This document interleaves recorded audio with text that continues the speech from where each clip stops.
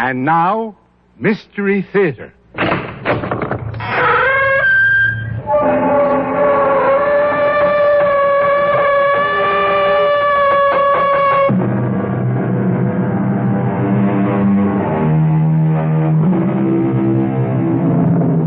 Come in.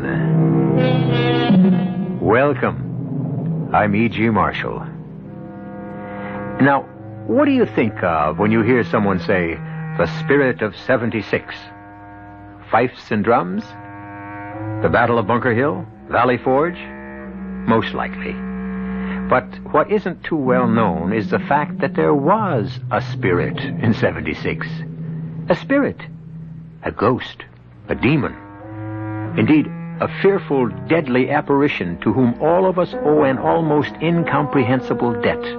Because had we not been able to secure the good offices of this frightful phantom at precisely the right moment, well, we might still be subjects of his, I should say, her Royal Majesty.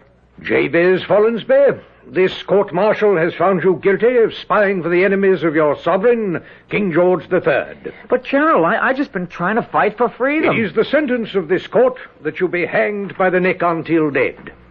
General, I don't think he's going to stand for it. Well, you don't think who is going to stand for it? Windandingo, that's who. He's the old Indian spirit of justice. And these are his holy and sacred stamping grounds. He isn't going to let you hang me. Oh, indeed. And how does this alleged spirit of yours propose to interfere with His Majesty's justice? Oh, he'll think of something. Well, he better think quickly. Sergeant, march the prisoner to the nearest suitable tree.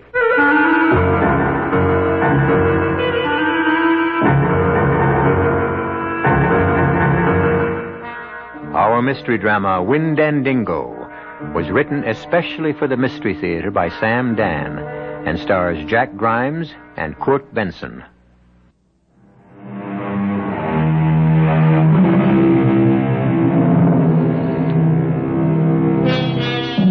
"1777 was hardly a vintage year for the American Revolution. We were losing.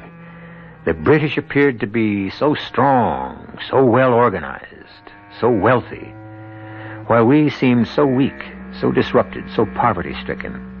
What we needed so desperately was a victory. Of course, in October, that victory would be ours. In a backwoods settlement in New York called Saratoga, British General John Burgoyne would lose not only a battle, but an empire. He would lose it because, well, historians have advanced all sorts of strategic reasons, but nowhere among them will you find mention of an Indian demon called Windandingo.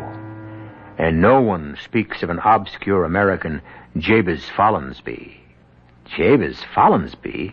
Who could ever believe he would become a hero? You're mad at me, John. No, James. Nope, I ain't mad. I can tell. I can always tell. I said I ain't mad, and now let's be done with it. John, take me back with you. Nope. Why no? Because you're mad? Because you just ain't cut out for soldiering. But I just ain't cut out for farming either. Yeah, I know. I was practicing with your old musket, and I hit the tree every time at 50 yards. And that's a smoothbore. What, you just give me a Kentucky rifle or even a Pennsylvania, and I could hit I could be a sharpshooter. Well, how come then you hit Enoch Fraser's prize bull? That was an accident, I swear. I thought he was locked up in the barn, and so I wasn't watching. Now, you promised me something, Jabe. Yes, John, I will. I'm taking you to Uncle Dick's Tavern up near Saratoga. John, that's way north. It's like a foreign country. Yeah, but there'll be someone to take care of you, so you've got to promise that you'll behave. But I can take care of myself, John. Jabe, do you want to win the war? Answer yes or no. I guess so. Well, you have to help out on the home front. And you can't have me coming back from General Gates's army to get you out of scrapes. You've got to do your part. You've got to. Now, what do you say? Whoa there. They're coming after us, boy. We may as well face it. Who? Look behind you. It's Enoch Fraser and the sheriff. Hold in the name of the law. Caught you. Caught you dead to rights. Caught you in the act. Sheriff, place these felons under arrest. Sheriff, you know we weren't running away. Well, I know, John. I know. I've got to get Jabe to his uncle's tavern up past Albany, and I only have a week's leave from the Army. I demand my rights, Sheriff. Jabez Follinsby here shot my prize bull. I demand compensation. I'm willing to make good for him, Enoch. It's just that the Army ain't been paid. Am I supposed to wait, Sheriff? Throw him in jail. Well, I was only practicing so I could join the Army and fight for freedom. What army would take a half-wit like you? I demand you arrest these two desperate brigands and throw them behind bars. Now, everybody just shut up. Tomorrow morning, Judge Mackenzie's going to be in town. Yeah, but Judge Mackenzie's Enoch Fraser's cousin. It can't be helped. He's the only judge we got. You throw them two desperados in jail, Sheriff. We're all going back. Now, we'll spend the night at Frankenthal's tavern. But they'll escape. John, now, will you give me your word of honor? I don't want to put you and your brother in jail. All right. Done. Let's head back. Well, Sheriff, I hold you responsible. Oh, shut up, Enoch. Could I ask you something, Enoch? Why don't you like me?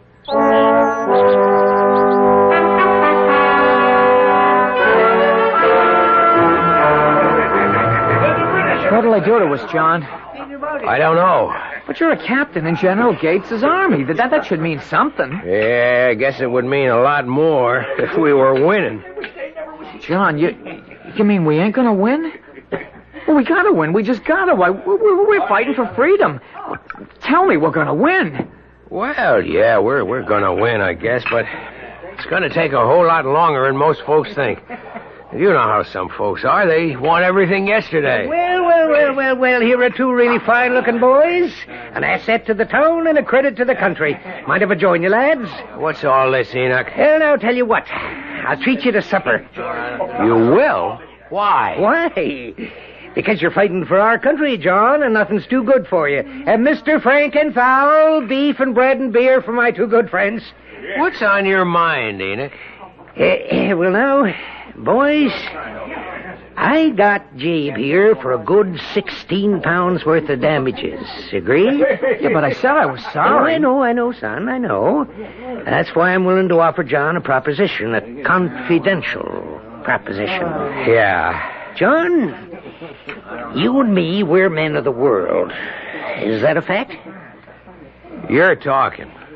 Well, now, it ain't our fight, John. Them Southerners want the land in the Ohio Territory. The merchants are looking to get more for their goods. The rabble-rousers are out to have a good time. What's all this to do with law-abiding New York farmers like us? Enoch, I don't want to hear any more. Now, sit her down, Mr. Frankenthal, and make sure them plates are kept full. Well, now, as I was saying... I said I don't want to hear no more. Well, that ain't like you, John. You was always a prudent man. Prudent, that is, till you get swept up in this rebellion hip-hip hooray. Well, it gave a bunch of high-spirited boys a chance to play soldier. Dave, don't you eat another bite. Well, is something wrong with the bread of treason.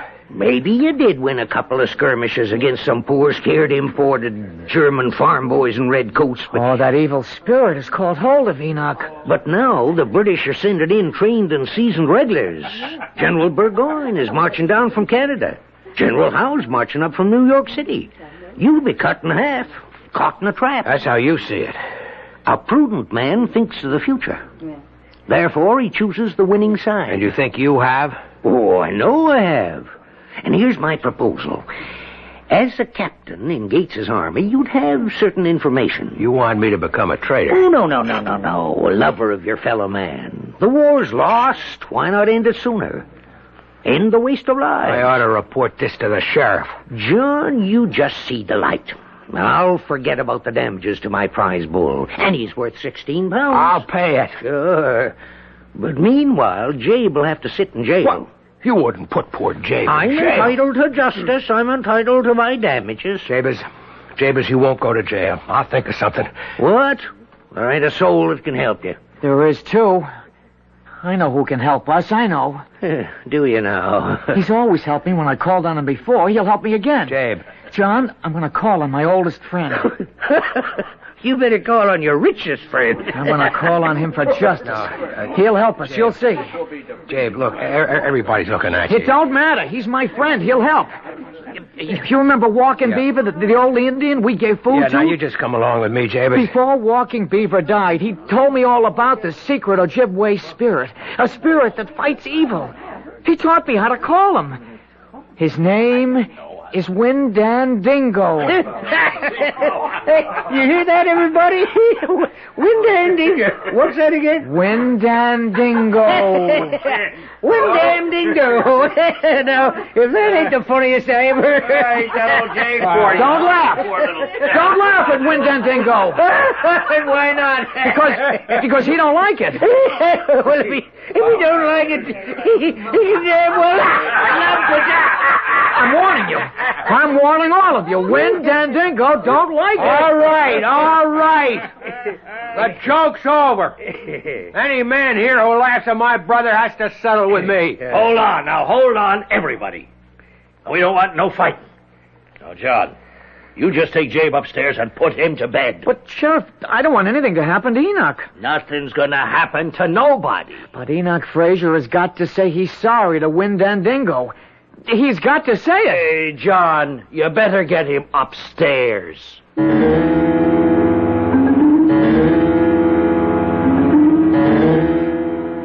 Hey, by Jiminy, hey, by Jingo, I know your name. It's Windandingo, fang of a wolf and an eagle's wing. I say your name is Windandingo. Hey, who are you talking to, Jabe? Yeah, but nobody, John. Nobody at all. Yes, you were. That's why I woke up. I heard you say something. Oh, yes, it's that crazy thing. That Windandingo. No, it ain't crazy. I've seen him. You have? 100 times. Most folks are scared of him, but not me. All you have to do is ask for justice, and that's all I've done. That's all you've done? Windandingo's a good spirit, and I'm asking him to fight against the evil spirit that's taken hold of poor Enoch Fraser. Because, well, it takes a spirit to fight a spirit, don't it? Jabe, go back to sleep. Yes, John. Tongue of a copperhead, horns of a moose, claws of a bear, feathers of a goose. Jabe. Hey, by Jiminy. Jabe, shut up. I'm really sleepy. But, John, this is the only time we can call Windandingo, at midnight. It's the only time he's able to hear the voice of mortal man. And the clock just struck. Listen. He's here. That's his voice. Jabe, that's just an eagle way off. Listen. Will you go back to sleep? Who's that? Sounds like Enoch Fraser. Get him out of here. He's come to kill me. Enoch must be having a nightmare. Don't let him. Let me go. Let go. Oh, Enoch does drink an awful lot. Don't kill me. No, it's Windandingo, all right. Don't. And justice is being done. What? I didn't think Enoch's crimes were that serious.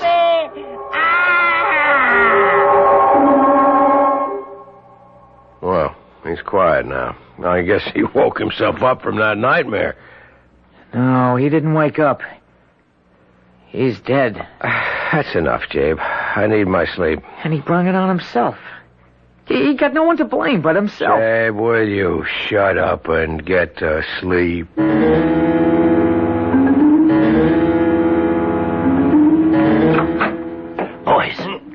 Boys, get up. Wake up. Come up, Sheriff. John. What is it? Boys, What? you got to leave. What's wrong? Shh. Don't let no one hear.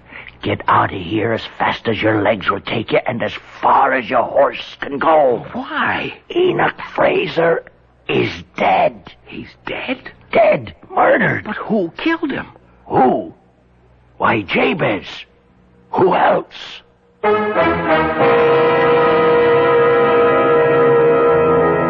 Who else? Well, we know who else. Or perhaps we think we know. It was Windandingo, the ancient Indian spirit. Or was it?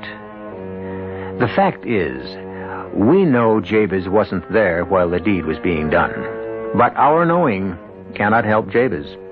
After all, none of us will be able to appear as a witness. However, I shall appear again in just a few moments with Act Two.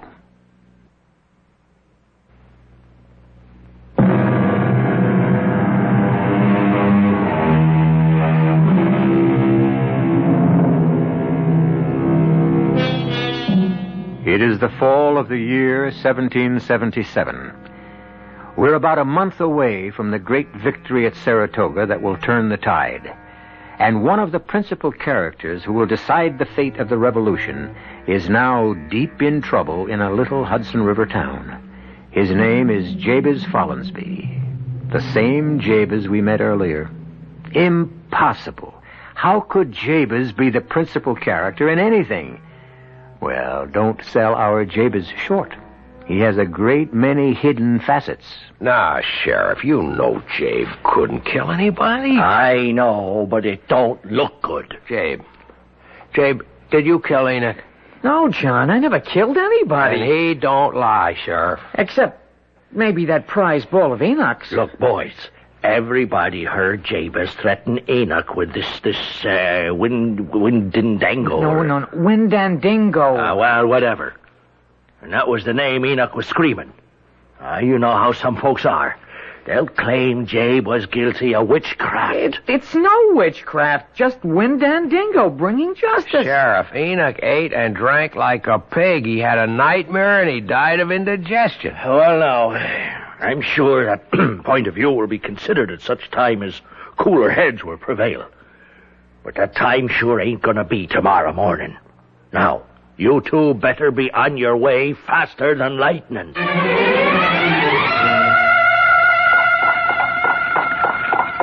John, you don't believe I killed Enoch. But how could you? You were with me all the time. Well, you could believe I had Windandingo do it. I don't believe anything of the kind. I didn't ask Windandingo to kill Enoch. All I asked for was justice. Sure. And it was justice Windandingo gave him, that's all. There. Now, before we go inside, What? now you promise me that you will do as Uncle Dick and Aunt Martha say. You'll keep out of scrapes. You won't fire guns. John, can't you take me with you? If you come with me, you'll have to kill people. Now, could you do that, Jabe? Could you shoot a man? No. I still have bad dreams about that bull. Aunt Martha! Why, it's John and Hello, Jabez. Aunt Martha. Boys, meet my nephews. The taller one's a captain with Aye. Gates's army. And the other one, he's come to help me. Both of you, come right over here. Yeah. Well, look at the two of you, how you've grown. Oh, Jabez. How's Uncle Dick, Aunt Martha? Well, boys, your uncle's a prisoner. A prisoner? Captured at Ticonderoga. The redcoats took it back from us. I don't know, it don't look good. The way General Burgoyne's headed here from Canada with 10,000 men. I better be getting back to my regiment. Oh, you ain't going nowhere till you had your dinner first. Now, you both sit down. I'll be right back. You going back, John? I have to. You have to go and I have to stay. You'll be fighting for freedom and I'll be doing nothing. You'll be doing your part, helping out here. John, this war, it's the biggest thing that'll ever happen while I'm alive, and I'll have done nothing. Don't say that. Who knows? You could wind up being a hero. Oh, yeah. I mean it. Yeah, by sweeping out a tavern. By being ready. Being ready for what? For whatever fate has in store. Well, I look at myself, and you know what I say? I say, Jabez Follansbee, fate has got absolutely nothing in store for you.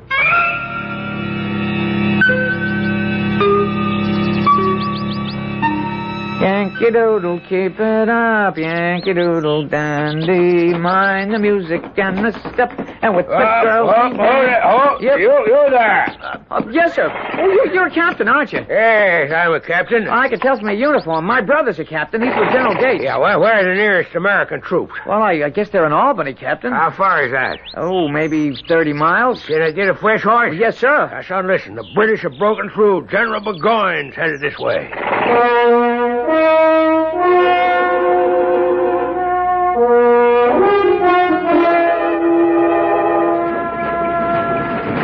They're coming. Aunt Martha, Burgoyne's army, they're coming. I see him. I hear him. Aunt Martha, I found a rifle in the hayloft. You just leave it there. Leave it. Yeah, but we just can't let Burgoyne's army go to Albany. Yes, we can. Dave, the British are people, just like we are. Yes, ma'am. And they go to church. Yes, ma'am. And we're tavern keepers. It's an old and honored profession, and our duty is to dispense hospitality to all that cross our threshold. Look at them, Aunt Martha. Look at them. Look at how big they are. How they march. And all the guns and cannon and wagons and everything. I guess you could really call them an army.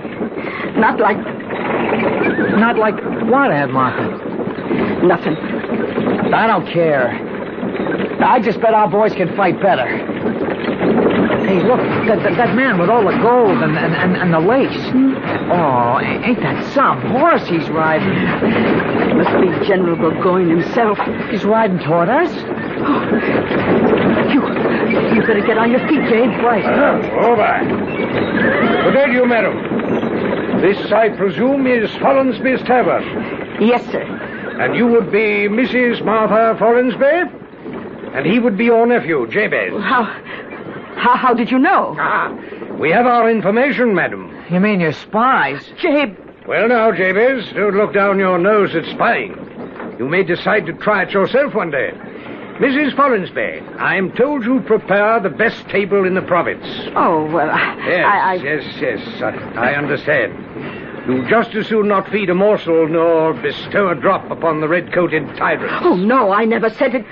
Why, I was telling Jabe here just before that... Yes, well, we shall pay. I might add at your usual pre-rebellion rates. None of your Yankee hanky-panky. Captain Sterling, the army will halt here. Parkhurst, have our baggage brought in. Well, Jabez, no need to look frightened. What? I'm not frightened. I haven't come here to hang you from that sycamore tree. Although if I did, would it be such a significant loss to anyone? Would it? Well, sir, it would be a significant loss to me.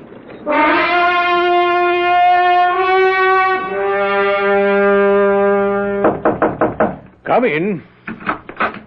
You told Aunt Martha you wanted this wine, General, and here it is. I see. Aunt Martha wants me to clean up the room, too. Yes. May I inquire, Jabez, that's a rather large knife you carry in your belt. Yes, sir. You look like a peaceable enough fellow. Why are you so well armed? Well, I'm in the woods a lot, and you need a knife. I must say, Jabez, I'm considerably relieved. I'd overheard you and your aunt talking in the kitchen. Oh, General. Oh, I wasn't eavesdropping. Well, the truth is, I was. Who can resist the temptation? And I heard you talking about fighting for freedom. I had assumed, perhaps, that you might strike a blow for freedom with that knife. With the knife? Well, how? How? By letting out the heart's blood of Sir John Burgoyne. Sir, please don't say that. The idea of stabbing somebody, it makes... It makes me sick. Well, what's this? You're actually trembling. Now, have some wine. No, sir. That'll make me sicker. Oh, I'm truly sorry. I didn't mean to upset you, but you must admit that the assassination of the tyrant commander, as I believe I'm called, would be a mighty blow for freedom. No, sir. I ain't gonna admit that. Why not? Well, I've been thinking, well, I figure I'm willing to die for freedom. I'm just not willing to kill for it. Sir, the dispatches have arrived. You have a communication from General Howe. Do I have a letter from Mr. David Garrick in London? No, sir. Well, are you sure, Parkhurst? Yes, sir. But this letter from General Howe... But Garrick, as good as promised, he would produce my play this season. Sir, this letter from General Howe... Oh, the devil take General Howe. Damn it, Parkhurst. My Maid of the Oaks is as good a work as anything Garrick could put on the boards. Better. This letter from General Howe in New York City is most urgent. The devil take William Howe. Fanny Kemble herself wants to play the part, and... Did you say a letter from General Howe in New York City? Yes, sir. Well, just what in the seven unholy names of Satan is Wee Willie Howe still doing in the city of New York? He should be halfway to Albany by now. Well, sir, the letter was sent from New York. But General Howe is marching on Philadelphia. Philadelphia? May I have that letter? Here. Oh. And so, dear Burgoyne, the greatest assistance I can give you is to capture Philadelphia, and thus prevent Washington from moving northward. Your obedient servant. Washington? He wants to save me from General Washington? That threadbare Virginia aristocrat and his pathetic rabble that masquerades as an army? Well, it's Gates and Morgan who threaten me here. But, sir, what's to be done? Well, we'll move back very quickly toward Fort Ticonderoga before the rebels can close in and cut us off. Jabez, bring me more wine. Quickly. Yes, sir, General. I want the army ready to march in 2 hours. Jabe, I was listening at the door to every word. General Howe ain't coming. Burgoyne has to skedaddle back to Canada. Well, that's a blow for freedom, isn't it? It would be a bigger blow if Burgoyne was captured, taken with his whole army, the entire kit and caboodle, all them guns and horses and ammunition and supplies. But how, Aunt Martha, how? You're gonna do it, Jabe. Me? Yes, sir, you. You're gonna be responsible for the capture of Gentleman Johnny Burgoyne and 8,000 of the best troops in the whole British Army. You, Jabez Follansby.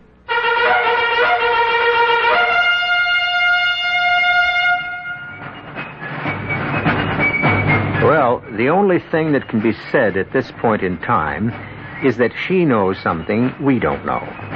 And she's right. Because as students of history, we know the end of the story. We know that Burgoyne and his army were captured. Now, we shall expand that knowledge and discover how, when I return shortly with Act 3.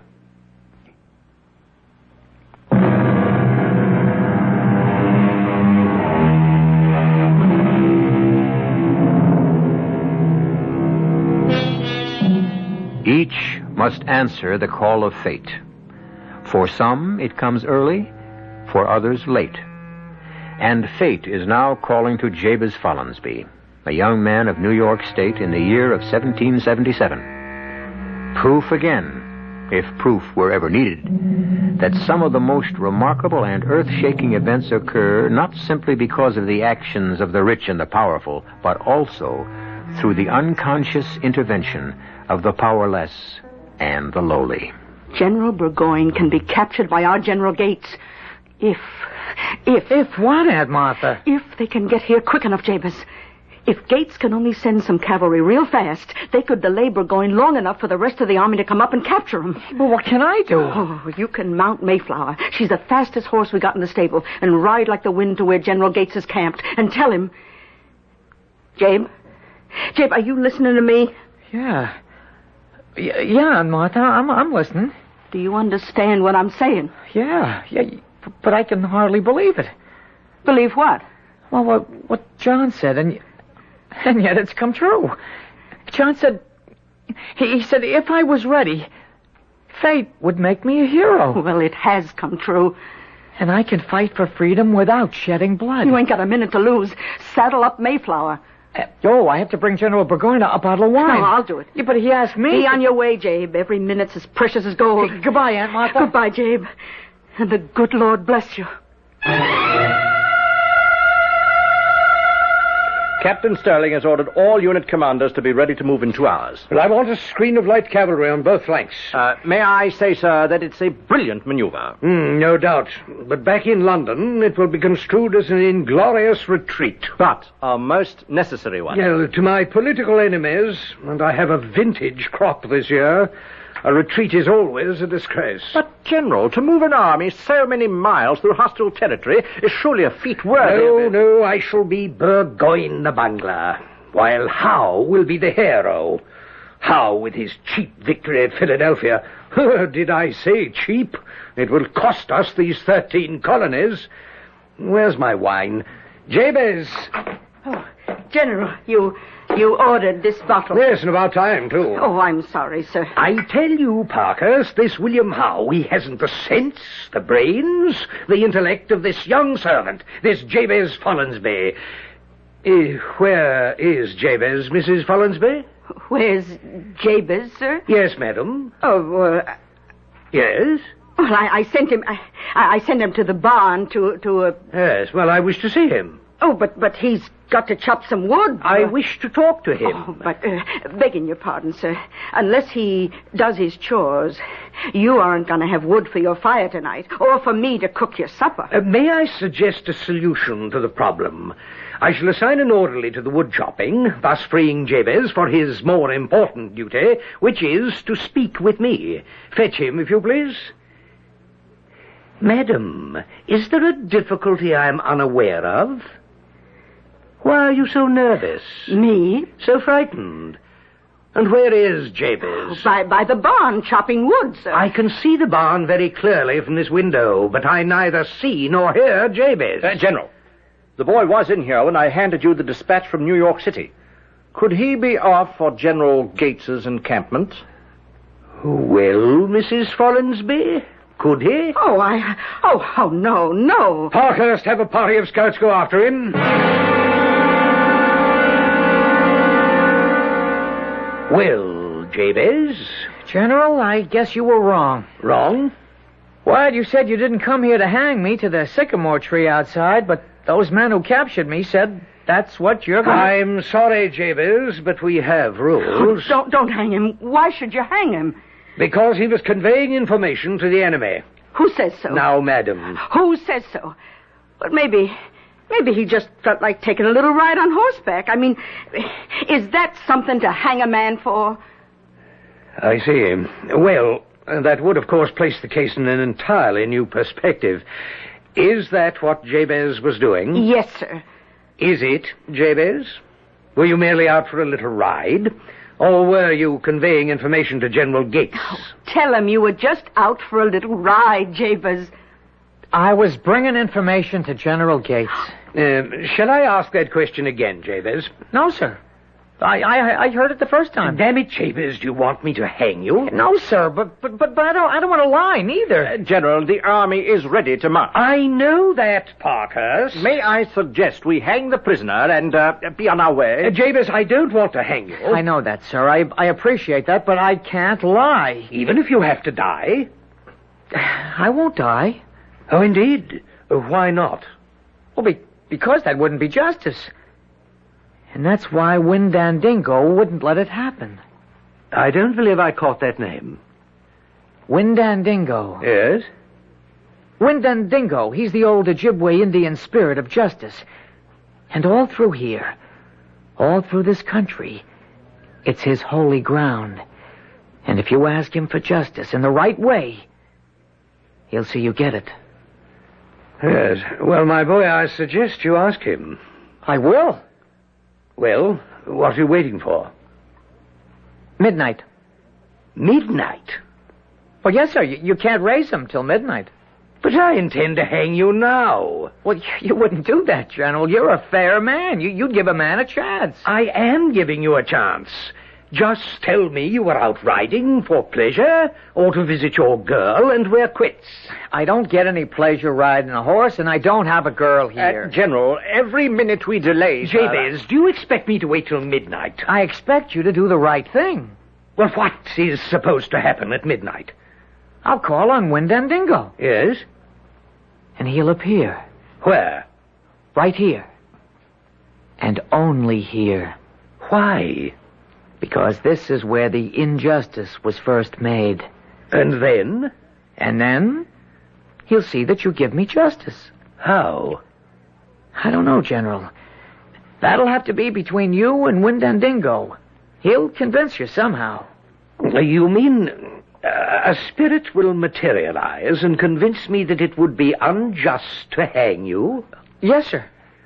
Sir, shall the light cavalry be posted on the flanks now? He will actually appear? Yes, sir. General, we need every minute. Parkhurst. Yes, sir. Do you know what this lad is saying? Yes, sir. I mean, no, sir. A spirit, an Indian spirit, will appear here at midnight to plead for his life. Sir, any hour now, the rebels will know about General Howe. We have just about run out of time. No, Parkhurst, we run out of life. But time, there's enough and to spare. Look at that boy's face, Parkhurst. I must remind the General. He is the only completely honest human being you and I have ever met. Let us salute him. Sir. Now, Jabez, this Windandingo of yours, he will appear promptly at midnight. General, is it possible you don't realize... Parkhurst! I will deserve disgrace if I run from this continental rabble. I've decided to stay, to fight, and to break the back of this impertinent rebellion. Is that clear? Yes, sir. Jabez, will your Windandingo appear promptly at midnight? Yes, sir, he will. You'll see him. I had better, because if I do not, if you are playing me false, then I shall hang you. Hang you from the bough of that sycamore tree. I shall hang you by the neck until you are dead, and leave you dangling for the kites and crows to feast on your carcass. Do you understand? Yes, sir.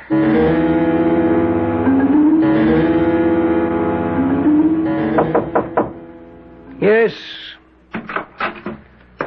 Sir, I wish to report that it's midnight. I'm aware of that, Parkhurst. Also, word from the outposts.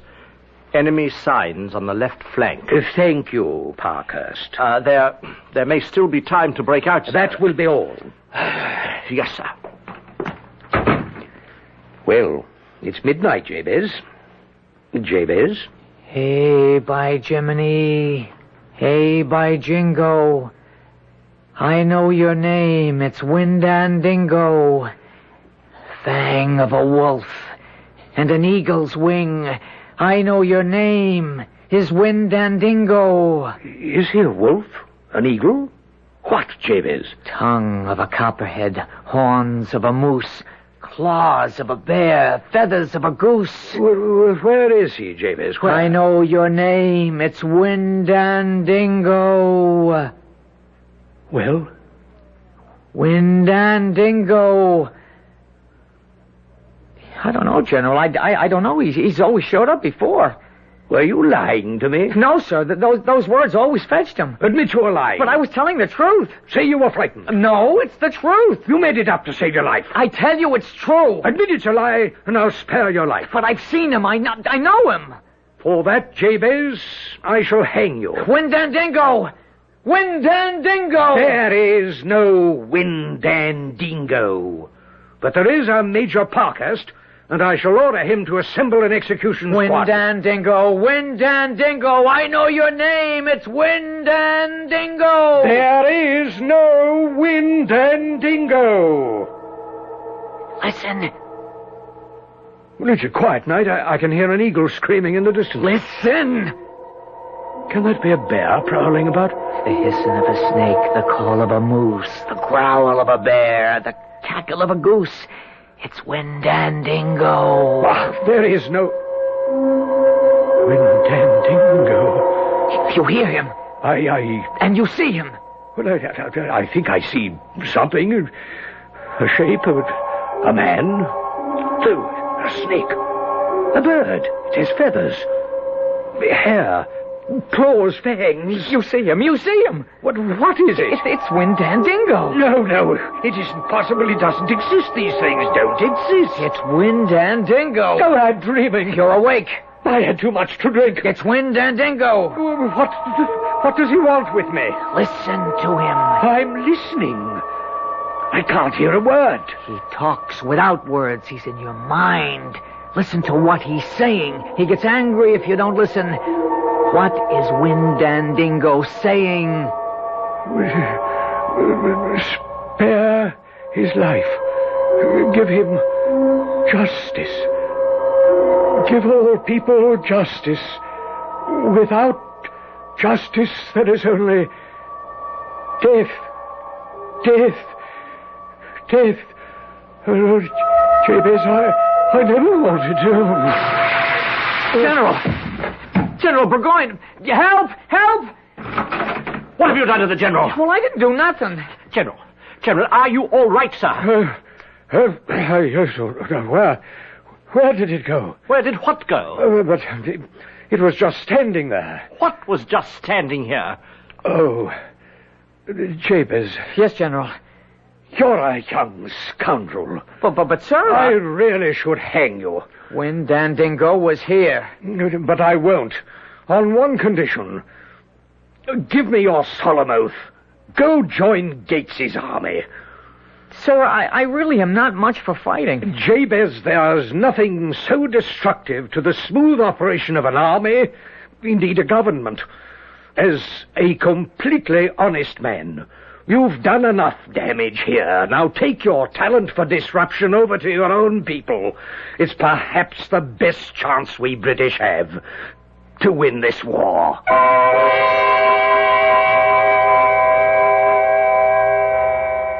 Well, Jabez did manage somehow to join General Gates' army, and he fought side by side with his brother John. However, Burgoyne's cynical hope was not to come true. After all, we did win the war. So you see, Jabe's honesty, sincerity, and idealism didn't do us too much damage at that time. I'll be back shortly.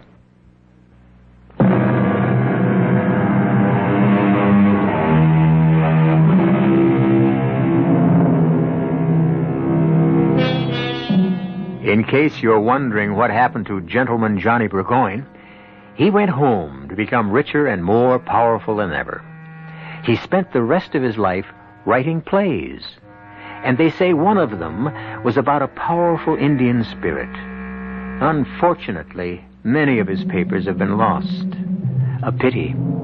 However, if they ever find that play, we'll present it here for you on Mystery Theater. Our cast included Jack Grimes, Court Benson, Mason Adams, Earl Hammond, and Bryna Rayburn. The entire production was under the direction of Himan Brown. This is E.G. Marshall inviting you to return to our Mystery Theater for another adventure in the macabre. Until next time, pleasant dreams.